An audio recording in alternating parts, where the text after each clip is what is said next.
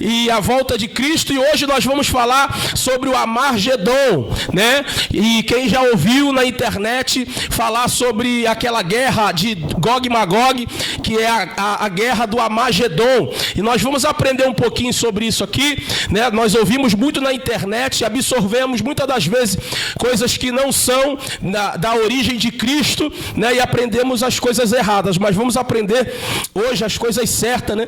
Em nome de Jesus. Vamos lá. Armagedon, a construção de um novo mundo de paz. A ordem só será possível após o confronto final e definitivo entre Cristo e os seus anjos contra o diabo e todos os que o seguem. Então, o Armagedon vai ser um grande conflito, vai ser uma guerra que vai ser contra Cristo e contra Satanás. Então vai acontecer essa guerra e vai ser a pior guerra que se existe. E nós vamos ler lá na frente que essa guerra, além de ser pior, de ser a maior, ela não vai... Barguilha, ela não vai ser a guerra que vai durar muito. Cristo vai vir e essa guerra vai se acabar praticamente num piscar de olhos, tá? Vai ser a pior guerra, a maior guerra, mas quando Cristo voltar, né, na volta de Cristo, vai ser a guerra que vai acabar mais rápido. E o nome do Senhor vai ser glorificado. Então, Armagedon é isso, tá? É a guerra, é o conflito entre Deus e Satanás. Como eu ensinei semana passada, as promessas para a igreja, até a nossa vida, é até o arrebatamento. Tá? As promessas são até o arrebatamento. Nós somos a igreja. Eu ensinei semana passada que as outras promessas são sobre os judeus e sobre os gentios.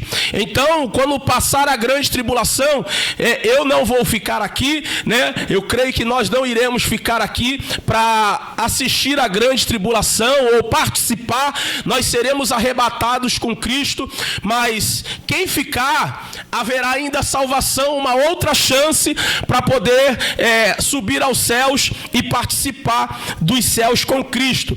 Então o texto bíblico, gente, para a gente poder ter uma base, e alguém perguntar a você, mas aonde está escrito que vai ter a guerra do Armagedon?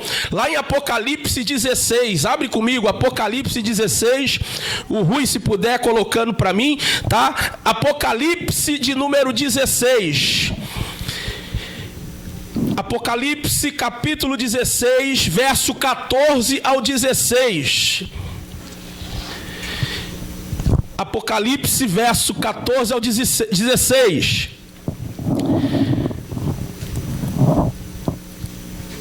Diz assim: pois são espíritos de demônios que operam sinais, os quais vão ao encontro dos reis de todo o mundo, para os congregar para a batalha do grande dia do Deus Todo-Poderoso. Vamos lá, esse 14 aqui para a gente entender. Pois o espírito do demônio, quais são os espíritos do demônio que vai estar atuando? A besta e o anticristo.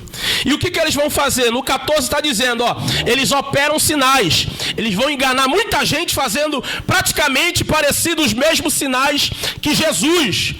Eles operam sinais, os quais vão ao encontro dos reis de todo mundo. O que eles vão fazer? Eles vão persuadir, eles vão enganar os reis, as nações que ficaram na grande tribulação. Então o anticristo e a besta, eles vão mexer na mente da nação e do mundo que estiver na grande tribulação, para que eles se ajuntem e façam uma guerra contra Cristo. Vamos continuar lendo aqui. Está dizendo, ó, os que operam sinais, os quais vão ao encontro dos reis de todo mundo, para os congregar para a batalha do grande dia do Deus Todo-Poderoso. Então, a função do anticristo e da besta é ajuntar todas as nações, todos os reis, para poder montar um grande exército e ir contra a batalha contra Deus.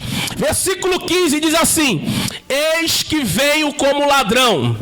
Isso é Cristo falando.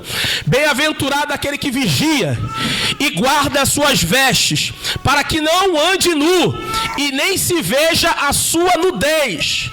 E eles os congregarão no lugar que em hebraico se chama Amagedon. Então alguém perguntar para você na rua: ah, mas isso está na Bíblia? Aonde está? Alguns dão o nome de Gog e Magog e outros falam do Amagedon. Então se alguém perguntar, Apocalipse 16, do verso 14 e 16, vai estar dizendo sobre esta grande batalha que vai unir todos os povos, nações e reis que estão na terra, que ficaram e não foram arrebatados, e o anticristo e a besta vai unir para fazer uma grande guerra contra Cristo. Eles querem dominar, eles querem tomar conta de tudo, então por isso eles vão fazer isso. Então se alguém te perguntar, você já sabe que está em Apocalipse 16, verso 14 ao 16. Isso, porém, não quer dizer que não existem outras passagens bíblicas que abordem o mesmo assunto. São inúmeras as citações proféticas da Bíblia que fala deste lugar, dia de guerra, que culminará com a volta de Cristo, e veremos isso adiante. Gente, há somente uma palavra, uma passagem na Bíblia que fala do Amagedon, é essa aqui, Apocalipse 16, a única passagem da Bíblia que fala sobre o Amagedon. Só que o estudo está dizendo que em outras passagens, em Ezequiel, Zacarias, tem também falando sobre esta guerra, não dando nome de Amagedon nem Gog e Magog, mas os outros profetas, os outros livros da Bíblia, alguns textos estão dizendo sobre esta guerra que vai acontecer, mas a única parte da Bíblia que fala sobre Amagedon é Apocalipse 16, verso 16. Vamos lá? A Bíblia não diz que o futuro também será, a Bíblia nos diz que o futuro também será cheio de guerra. Existe um grande conflito profético que tem chamado a atenção de crentes e incrédulos no decorrer do século. Armagedon, essa batalha é profetizada como o acontecimento mais catastrófico e devastador da história humana. Quer as pessoas acreditem, quer as pessoas acreditem que acontecerá ou não, elas logo se identificarão com a magnitude do seu simbolismo. Isso é comentado direto e indiretamente na literatura, no cinema, nas propagandas, nos debates políticos, sermões e comentários culturais. Parece que todo mundo tem alguma noção ou ideia a respeito disso. Algumas das ideias são bíblicas e muitas não. Então é o que eu disse semana passada, né? Temos que tomar cuidado sobre o que aparece na internet, nos programas, nos anúncios, nos debates políticos, porque algumas coisas são bíblicas e outras coisas não são bíblicas. Então, quer as pessoas acreditem ou não, como eu disse aqui, quem estava semana passada, esse evento vai ser visível a todos, não como o arrebatamento não vai ser visível a todos, porque Jesus vem como um raptar a igreja, e alguns vão dizer que foi um alien, um ET que raptou a igreja, que sumiu o povo. Então, o arrebatamento não vai ser visível a todos, mas essa parte da grande tribulação, que Jesus vai voltar para pelejar pela sua igreja, vai ser visível a todos, e todos que negaram a Cristo, que não acreditaram, vão ter que reconhecer que Jesus Cristo é o Senhor, e toda a honra e toda a glória seja dada a Ele. Vamos lá, Batalha do Armagedon. O significado da palavra Armagedon, transliterando para o hebraico, significa Monte Megido. Então na Bíblia, se você vê falando sobre Monte Megido, é Armagedon transliterado no hebraico, tá? Que domina a planície de Jezreel. Em grego também o nome é Esdrelon. Se você também vê escrito Esdrelon, também fala sobre o Armagedon. é um lugar situado no norte de Israel, onde o Senhor Jesus e os seus anjos de guerra travarão o grande combate contra o inimigo de Israel, o povo de Deus. Abre aí para mim Zacarias 12, 11. Zacarias 12, verso 11. Zacarias também fala desse conflito, só que não dá o nome de Amargedon ou Gog Magog, mas fala de outra forma. Zacarias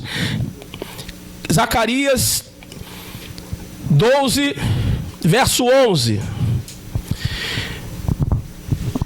Diz assim: naquele dia será grande o pranto em Jerusalém, como o pranto de Hadad-Rimon no vale de Megidom.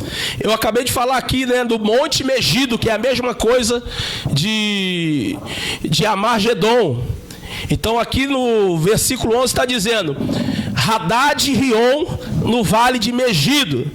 E a terra, no versículo 12, e a terra pranteará, cada família à parte, a família da casa de Davi à parte, as suas mulheres à parte, e as famílias da casa de Natã à parte, e suas mulheres à parte.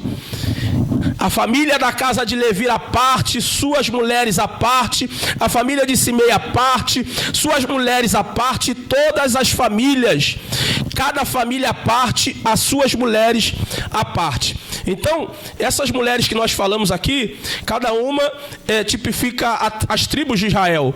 E como eu disse, isso aqui sobre o Amargedon não é para a igreja, mas isso aqui é para o povo judeu e o povo gentio, tá? Então você que vai subir ao céu no arrebatamento não vai participar disso. Vamos lá. Apocalipse 16, verso 14. Apocalipse 16, verso 14.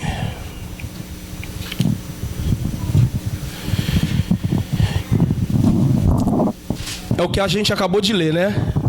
Que aonde está escrito sobre Amargedon. 16, verso 14.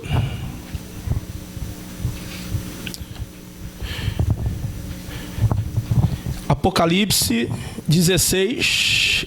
Cadê Jesus? Verso 14. O verso 16. E eles congregarão no lugar que em hebraico se chama Amargedon, né? Verso 16. E Apocalipse 19, 19. Vê aí para mim. Apocalipse 19, 19. Apocalipse 19, 19. Diz assim, ó: e vi a besta e os reis da terra e os seus exércitos reunidos para fazerem guerra àquele que estava montado no cavalo e o seu exército, né? Outra passagem bíblica que fala sobre essa grande batalha, mas não dá o nome de Amargedon, né? Nem Gog Magog, mas ela fala sobre esta grande batalha. Vamos lá. Como que vai ser a vinda de Jesus nesse dia? Jesus sobre o Monte das Oliveiras. A ação divina, destruidora e sobrenatural na aparição de Jesus em Jerusalém dará início a essa derrocada. Todos os meios comunicativos focalizarão este momento. Todos verão o Senhor e assombração. Atemorizados entrarão em verdadeiro pânico. O relato do profeta Zacarias é espantoso sobre a descida de Jesus no Monte das Oliveiras. Então, Zacarias 14, verso 3 ao 5. Zacarias 14, verso 3 ao 5. Vai dizer assim. Se você não quiser, o Rui está colocando aqui, tá? Jesus está, o texto está dizendo que Jesus, quando ele vir, o lugar que ele vai parar vai ser em cima do Monte das Oliveiras. Vamos lá, Zacarias 14, do 3 ao 5, diz assim: então o Senhor sairá e pelejará contra estas nações, como quando peleja no dia da batalha. Naquele dia, os seus pés sobre o monte das oliveiras, que está defronte de Jerusalém, para ao oriente. Se o monte das oliveiras será fendido pelo meio, do oriente ao ocidente, haverá um vale muito grande, e metade do monte se removerá para o norte, e a outra metade dele para o sul, e fugireis pelo vale dos meus montes, pois os vales dos montes chegará até Azel, e fugireis, assim como fugiste de diante do terremoto no dia de Uzias, rei de Judá. Então virá o Senhor, meu Deus, e todos os santos com ele. Então, na volta de Cristo, quando ele vier, Zacarias está dizendo que ele vai descer em cima do Monte das Oliveiras, e o Monte das Oliveiras está de frente para Jerusalém. Zacarias está dizendo que quando Jesus pisar os seus pés em cima do Monte das Oliveiras, esse Monte das Oliveiras vai ser rachado no meio, vai um lado para o norte, outro para o sul, e no meio vai se virar um vale, aonde muita gente vai se esconder nesse vale. Então, Jesus é tão poderoso, é tão magnífico, ele é tão grande, que quando ele só pisar no Monte das Oliveiras, vai causar um terremoto como no tempo de Uzias, e a terra vai se abrir para um lado e para o outro, e vai se transformar num vale. E Zacarias está dizendo isso. Quando Jesus voltar, o final do texto, gente, para quem ainda não acredita em arrebatamento, tá? O final desse texto vai dizer um pouco sobre isso. No versículo 5, lê o final lá. Então, a parte B diz assim, ó: então virá o Senhor, meu Deus, e todos os santos com ele. Então, aqui está mais uma prova que acontecerá o arrebatamento. Quem é todos os santos? Nós que fomos arrebatados. Mateus, Lucas, João, Paulo, Pedro. Todos os santos que foram arrebatados voltarão com ele. Neste dia de batalha, nesse dia de guerra, vai vir os anjos e vai vir também os santos. Tá? Então, como eu expliquei aqui, e a gente não pode ser contra ninguém na linha de raciocínio de cada um. Alguns acreditam na volta de Cristo no arrebatamento, alguns acreditam que a igreja vai passar pela grande tribulação, que são os pré-tribulacionistas, pós-tribulacionistas, os mid e os meso-tribulacionistas, que acreditam que Jesus vai voltar no meio da grande tribulação e vai buscar a igreja. Então, se você ver alguém dizendo isso, né, na internet, é a linha de raciocínio dele. Nós não podemos ser contra, tá? É o que o pastor Júnior Trovão falou. Cada um tem sua linha de raciocínio. Nós somos pentecostais e acreditamos no pré-tribulacionista, que Jesus virá para arrebatar a sua igreja. Júnior Trovão, ele disse assim, a linha de raciocínio nossa é a primeira. Se a nossa linha estiver certa, amém, fomos arrebatados. Se não, a gente vai passar pela tribulação, pela grande tribulação, ou se não, vamos passar o milênio, que é o que muitos acreditam, né? Então, a nossa igreja, os pentecostais, a grande maioria, eu acho que acredita no arrebatamento da igreja. E o Júnior Trovão falou assim: não é possível, se nós estamos esses anos todos se santificando, se purificando, rejeitando a carne, rejeitando o pecado, a gente poderia então viver a nossa vida do jeito que a gente quisesse, né? Se nós não vamos ir para o arrebatamento vem buscar quem é santo, então não precisaria. Nós já sabíamos que ia chegar um tempo da grande tribulação e nós iríamos se consertar, ia ser fácil demais. Então, o arrebatamento é para que a gente venha estar se santificando, e Jesus vai buscar aquele que está com a sua veste limpa, lavada pelo sangue do Cordeiro. Amém? Zacarias 14, verso 3 e 5, no final fala isso, tá? Que Jesus vai voltar com os seus santos, tá bom? Você, caro leitor, consegue imaginar o poder sobre os pés do Senhor Jesus Cristo? E como se fenderá o monte no meio? Meu Deus. Daniel, Joel e Zacarias identificam Jerusalém como o local onde a batalha final entre anticristo e Cristo acontecerá. Os três preveem que Deus intervirá na história para salvar o seu povo e destruir o exército do anticristo em Jerusalém. Zacarias prevê que a batalha terminará quando o Messias voltar à terra e os seus pés tocarem no Monte das Oliveiras. Essa batalha termina com a segunda vinda de Jesus à terra. A batalha termina, o que eu acabei de dizer, antes mesmo de começar, né? Então, o anticristo e a besta vão se preparar tanto que essa batalha, quando Jesus pisar os pés na terra, com o exército de anjo, com os santos, essa batalha já vai se findar, já vai acabar. E vai ter bastante mortos. O exército que o anticristo ajuntou vão morrer. E a gente vai ler aqui agora, mais para frente, que vai ter a grande ceia do Senhor. Que grande ceia é essa?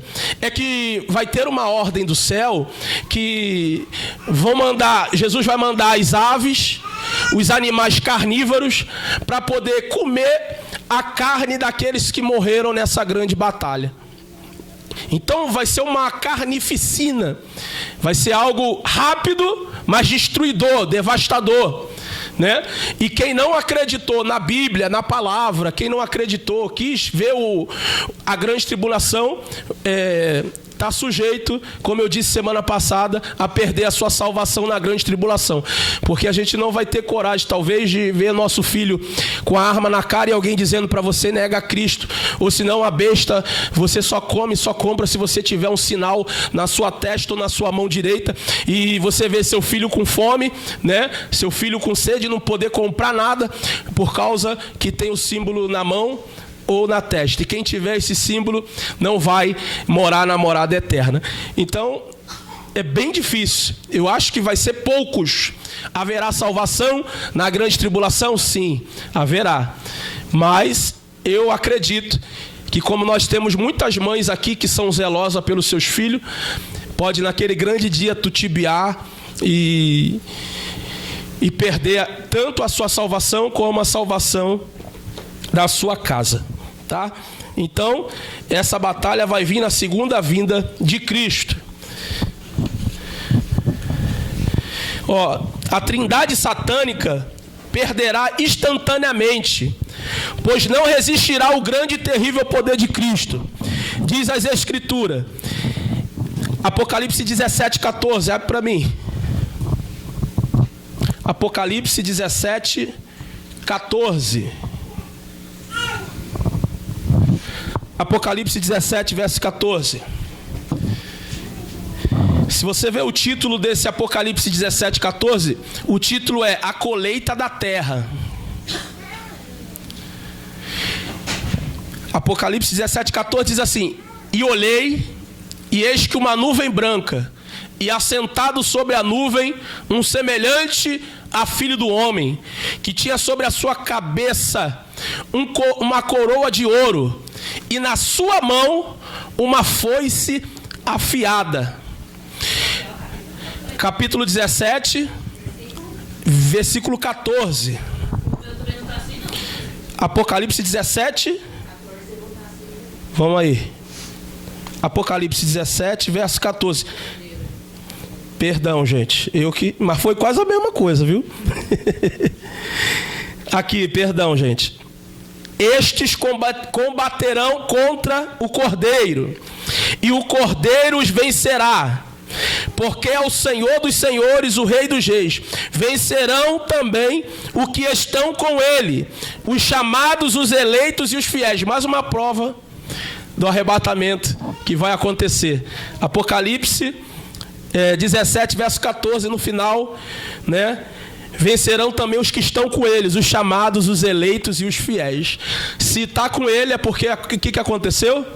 Houve o arrebatamento, tá? Então, como terminará essa batalha? Os exércitos inimigos liderados pelo anticristo serão derrotados pelo poder do Senhor Jesus. Nenhuma guerra mundial jamais se comparará com o que acontecerá em destruição e morte. O profeta Isaías fala do fogo e espada para a destruição. Isaías 66. Isaías 66.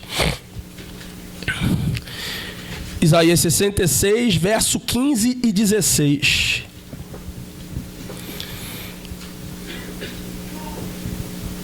Isaías 66, verso 15 e 16. Pois eis que o Senhor virá com fogo, e os seus carros serão como torvelinho, para retribuir a sua ira com furor, e a sua repreensão com chama de fogo. Porque com fogo e com a sua espada entrará o Senhor em juízo com toda a carne, e os que forem mortos pelo Senhor serão muitos. Então essa batalha, já está dizendo Isaías que haverá muita morte. O Senhor veio como um cordeiro, como foi dito semana passada, e ele vai voltar como um leão, e ninguém quer ficar perto do leão. Então ele veio como cordeiro. Temos oportunidade de arrumar nossa casa, colocar nossa casa em ordem, para que nós não passemos por isso.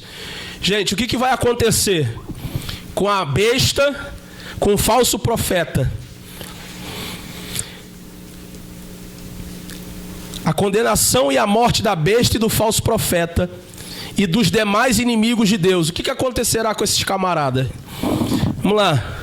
Haverá então a prisão dos dois líderes diabólicos, a besta e o falso profeta, que serão lançados vivos no lago de fogo.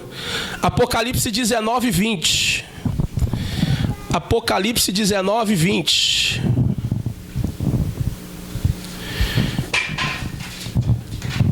Apocalipse 19, 20. Os dois líderes diabólicos, a besta e o falso profeta, eles serão lançados no lago de fogo. Vamos comprovar isso na Bíblia.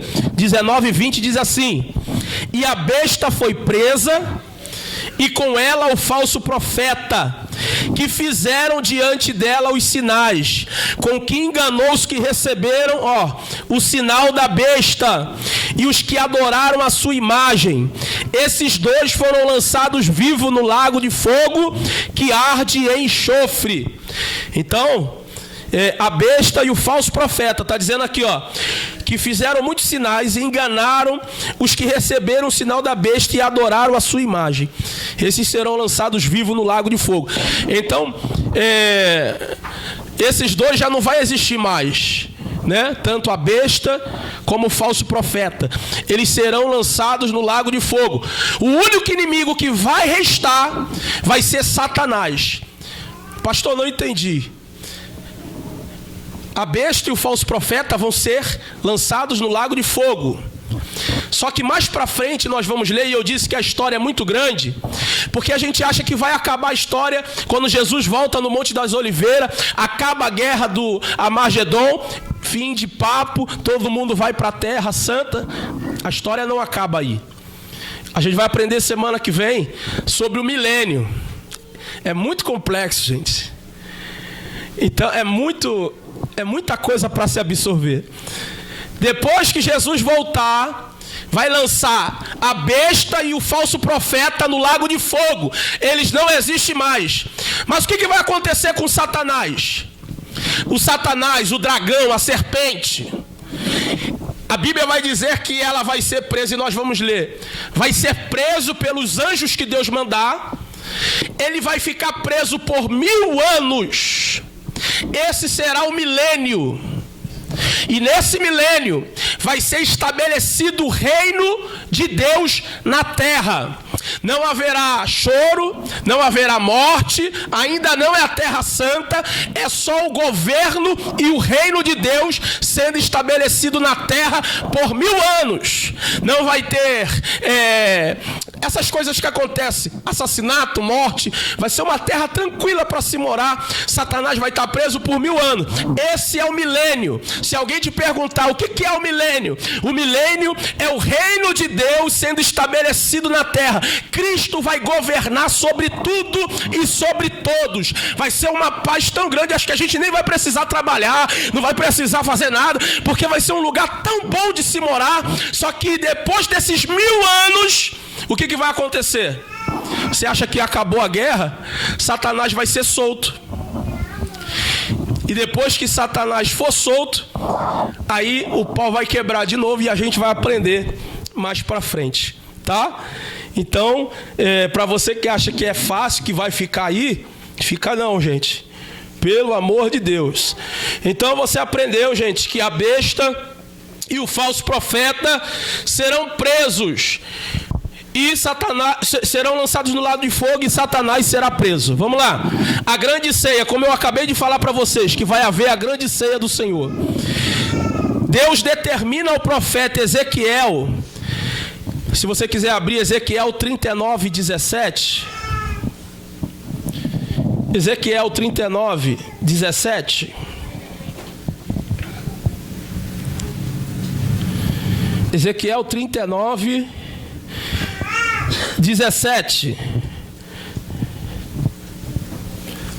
Esses todos profetas, eles são, as profecias deles são futuras. Ezequiel, Daniel, Zacarias, né? Nós podemos pregar ela no dia de hoje trazendo para os nossos dias, mas tem muitas profecias que eles antigamente já estavam profetizando sobre a volta de Cristo, sobre a guerra, sobre o Armagedon. Então Ezequiel 39, 17 e 20, vamos lá. Olha a ordem que Deus dá para Ezequiel. Tu, pois, ó filho do homem, assim diz o Senhor Deus, diz às aves de todas as espécies e a todos os animais do campo, ajuntai-vos e vinde, ajuntai-vos de todos os lados para o meu sacrifício, que eu sacrifico por vós, sacrifício grande sobre o monte de Israel, para comeres carne e beberes sangues. Ou 18, comereis a carne dos poderosos e bebereis o sangue dos príncipes da terra, dos carneiros e dos cordeiros, dos bodes e dos novilhos, todos eles cevados em Baçã. 19 diz, comerei da gordura até se fartardes, bebereis do sangue até vos embebedares, da gordura e do sangue do sacrifício que eu vos estou preparando, é a minha mesa, vos fartareis do cavalo e do cavaleiro, de valentes e de todos os homens de guerra, diz o Senhor dos Exércitos. Então essa vai ser a grande ceia que Deus está dando ordem a Ezequiel, em 39, versos 17 e 20, para que as aves do céu, os animais carnívoros, aquela carne que vai sobrar da guerra, daqueles que morreram, que seria a ceia para esses animais, para eles se alimentarem. Vamos lá? Vinde a juntar a ceia do Senhor. Apocalipse. Aonde está essa ceia? Vamos lá, Apocalipse 19. Apocalipse 19, 17 ao 18. Essa ceia que eu acabei de dizer.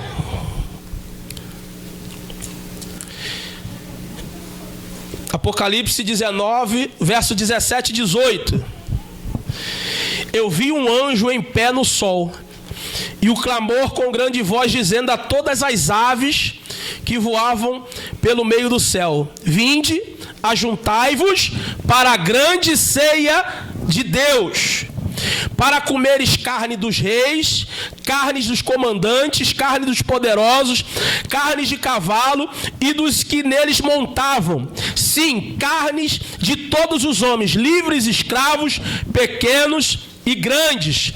Então essa vai ser a ceia de Deus. Tá vendo como tá ligado uma coisa na outra? Ezequiel 39 e Apocalipse é praticamente a mesma coisa. É o mesmo Deus falando com duas pessoas diferentes, uma para João e outra para Ezequiel. Então tá tudo ligado, né? E a gente vai ler agora o que a gente acabou de falar sobre Satanás. A prisão de Satanás e os seus demônios. A prisão de Satanás e os seus demônios, e aqui a gente encerra. Vamos lá. Segue a sentença. Apocalipse 20, verso 1 e 2. Para você ver que o pastor não está maluco. Apocalipse 20, verso 1 e 2. O título aí da Bíblia de vocês deve estar os mil anos. Vamos lá.